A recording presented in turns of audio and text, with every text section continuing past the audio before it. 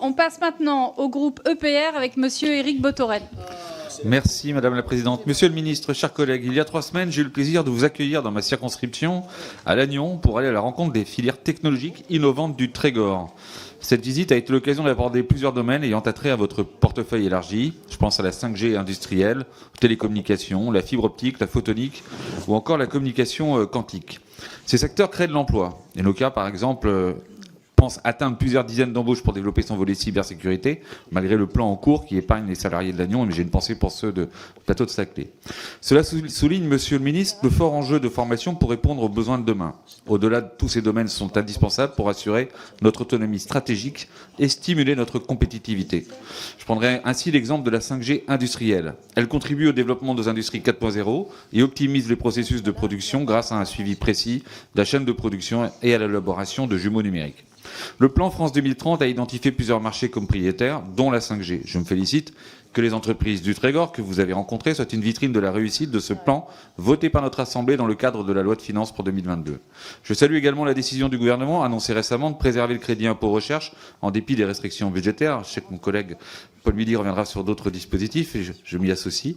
Il s'agit d'une demande forte des entreprises, un investissement pour notre réindustrialisation et nos innovations. Enfin, nos entreprises expriment clairement un besoin de simplification de nos normes. Le projet de loi que notre Assemblée examinera très prochainement est une opportunité à saisir. J'attire en particulier votre attention sur la nécessité de renforcer les dispositions relatives aux télécommunications en facilitant notamment l'implantation d'antennes relais en zone littorale. Au-delà, il sera probablement nécessaire de considérer les services de télécommunications comme essentiels, ce qui relève d'une modification d'ordre réglementaire. Aussi, Monsieur le Ministre, pouvez-vous nous exprimer la position du gouvernement et la vôtre sur ces différents points? Je vous remercie. Merci, monsieur le député. Vous le savez, le gouvernement a fait de l'aménagement du numérique et de la résorption des zones blanches une véritable priorité politique dès 2018 au travers du New Deal mobile qui a été lancé et qui, à ce stade, remplit toutes ses promesses. Je dois le dire, ce n'est pas moi d'ailleurs seulement qui le dit, c'est la Cour des comptes dans son rapport de 2021, c'est le régulateur, l'ARCEP, ce sont aussi un certain nombre d'élus locaux. Cette politique publique a été saluée par un grand nombre d'acteurs.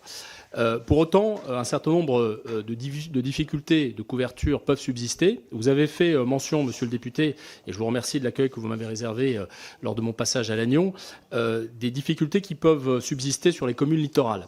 La loi littorale constitue en effet un frein important au déploiement des réseaux mobiles qui met parfois en risque des citoyens présents en zone touristique qui ne peuvent ainsi plus forcément, par exemple, appeler les secours. C'est la raison pour laquelle, dans le cadre du PJL Simplification, le Sénat a adopté un amendement pour autoriser à titre expérimental et de manière temporaire l'installation d'antennes relais sur des zones littorales, et ce en discontinuité des espaces urbanisés. Je veux saluer ce travail parlementaire. Il me semble que ça va dans le bon sens et que ça devrait nous permettre de réussir à concilier 2 objectifs importants du gouvernement, à la fois la protection du littoral et la couverture de téléphonie mobile. Donc je pense que nous aurons l'occasion d'en reparler dans le cadre de la navette et de l'examen prochain du texte. Et je sais, monsieur le député, que votre implication sur ce texte sera forte. Je suis d'ores et déjà ravi d'en discuter avec vous dans les prochaines semaines.